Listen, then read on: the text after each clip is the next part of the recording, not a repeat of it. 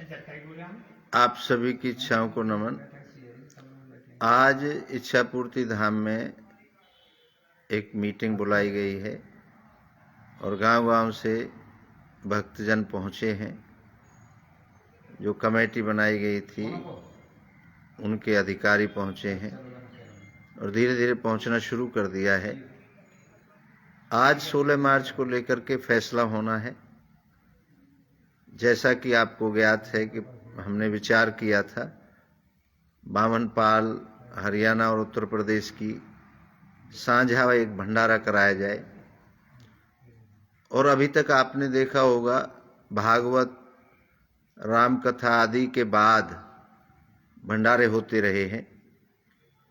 धर्म का काम होता है समाज के अंदर फैली त्रुटियों को और समाज को जागरूक करने का काम होता है।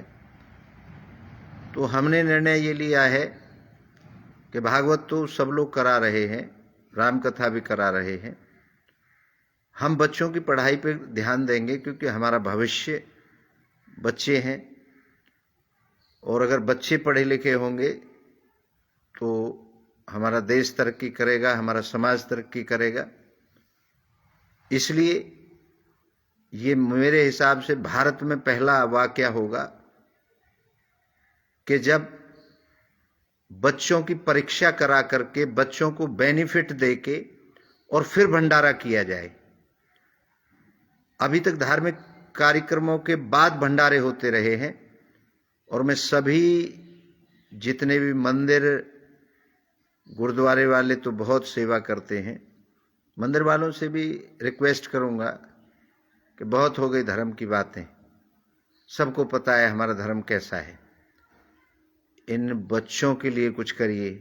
बहुत ऐसे बच्चे हैं, बहुत ऐसे परिवार हैं जो अपने बच्चों को पढ़ाना चाहते हैं लेकिन आर्थिक स्थिति इतनी कमजोर होती है बच्चे को पढ़ा नहीं पाते और वो जो प्रतिभा देश और दुनिया के लिए कुछ बड़ा कर सकती थी, समाज को बदल सकती थी, वो दम तोड़ देती है।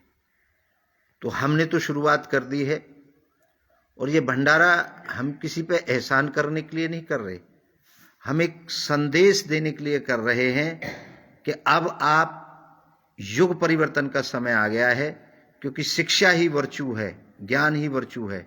सबसे जो बड़ी ताकत है आज की दुनिया में वो ज्ञान है और ज्ञान से अगर कोई व्यक्ति वंचित रह जाता है और आज पैमाना जो ज्ञान का है वो है शिक्षा, तो शिक्षा के क्षेत्र में जितना हमसे बन पड़े हमने तो शुरुआत कर दी है।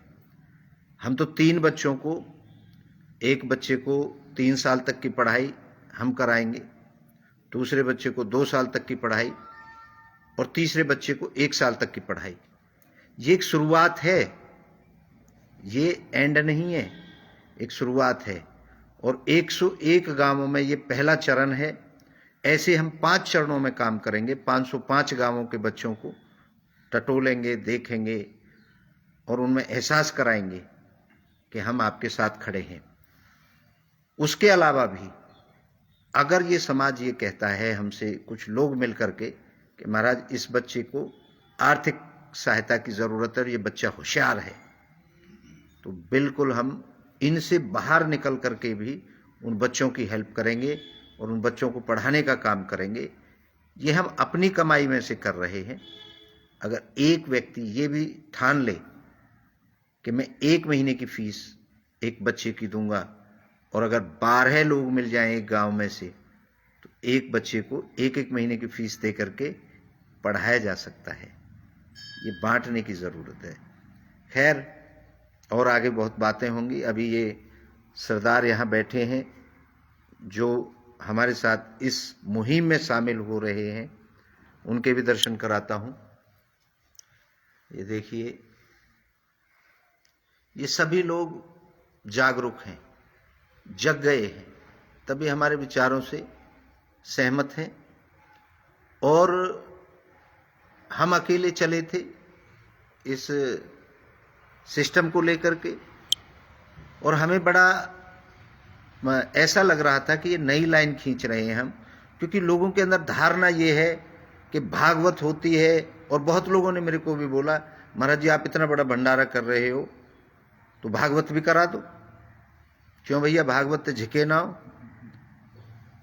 मतलब हर गांव में तो भागवत हो, हर साल 2-2 3-3 भागवत हुए जो हैं, और उस भागवत का जो पैसा है वो कहां जाता है मालूम है आपको? मैं इनके खिलाफ नहीं हूं भागवतों के, लेकिन इस भागवत का असर क्या होता है? कौन लोग सुनते हैं भागवत? बुजुर्ग सुनते हैं। आजकल मोबाइल पे, टेलीविजन पे, सब पे तो भागवत आ रही है। क्या वो ड्रामा करना बहुत जरूरी है? और उस ड्रामे पे उन बच्चों का निवाला छीन करके आप उन लोगों को दान देते हैं, और वो लोग उसका क्या करते हैं ये आप सब लोगों को अच्छी तरह मालूम है। ये भागवत पढ़ने वाले लोग, मैं उनके खिलाफ नहीं बोल रहा हूं, लेकिन मुझे पता है कम से कम 50% भागवत पढ़ने वाले लोगों ने इस पैसे का मिसयूज करते हैं। तो मेरी आपसे अपील है सभी से, आप विचार करें। मैं ये नहीं कहता मेरी बात मानिए, मैं ठीक हूं, मैं गलत हो सकता हूं, लेकिन मेरा विचार ये है, मैं अपने विचार के साथ आगे बढ़ चुका हूं और बिल्कुल ऐसे ही बढ़ता रहूंगा। मुझे परवाह नहीं है किसी की, मुझे इंतजार नहीं है किसी का कि लोग मेरे साथ आएंगे तब मैं कदम बढ़ाऊंगा। मैंने तो कदम बढ़ा दिया है, और मैं सभी से अपील करूंगा, अपने जितने भी मुझे चाहने वाले हैं, मेरे जानकार हैं, कि एक एक बच्चे को गोद लीजिए, पढ़ाइए बच्चों को, क्योंकि हम पढ़ गए, सुकून है, जान रहे हैं दुनिया को, दुनिया घूम सकते हैं, दुनिया के बारे में बात कर सकते हैं, अंधविश्वास में नहीं बह सकते। लेकिन जो अनपढ़ लोग हैं उनको कैसे कैसे लोग गुमराह कर रहे हैं, कैसे कैसे लूट रहे हैं। धन्यवाद बहुत बहुत आप सबका। और लोग आ रहे हैं, देखिए उत्साह है लोगों में, लोग इस बदलाव की ब्यार में हमारे साथ जुड़ रहे हैं, और मैं उम्मीद करूंगा कि आप भी बहुत जल्द जुड़ेंगे और मुझे फ़ोन कर सकते हैं। अगर इसमें कंट्रीब्यूट करना है, आप 1 रुपया भी इसमें दान कर सकते हैं। आपका 1 रुपया भी एक बदलाव की ब्यार में बहुत काम आएगा। तो आप जुड़िए, एक बच्चे को कोशिश करिए, अपने गांव के, पड़ोस के। जय हो भैया। तो बच्चा हमारा भविष्य है, बच्चे हमारा भविष्य है हमारे देश का। बुजुर्ग तो चले जाएंगे, लेकिन ये घर, ये समाज, ये देश इन बच्चों के हवाले करके हम सब चले जाएंगे। तो ये बच्चे भी चले जाएंगे आगे। अगर हमारे बुजुर्ग ये सोचते पेड़ लगाते वक्त कि मैं तो इसकी छाया में बैठ नहीं पाऊंगा, मैं इसका फल नहीं खा पाऊंगा, तो क्या आज हम फल खा पाते, हमें छाया मिल पाती? तो हमें भी ऐसे पेड़ लगा करके जाना है। हमें अपने लिए नहीं लगाने, आने वाली नस्लों के लिए लगाने हैं, आने वाले भविष्य के लिए लगाने हैं। तो मेरी ये आप सबसे अपील है कि आप ज़्यादा से ज़्यादा संख्या में इस वीडियो को भी फैलाएं, और अगर मैं कुछ गलत कह रहा हूं तो मुझे जरूर बताएं कि मैं गलत राह पर चल रहा हूं। आप सभी की इच्छाओं को नमन करता हूं। आप सबकी जय हो।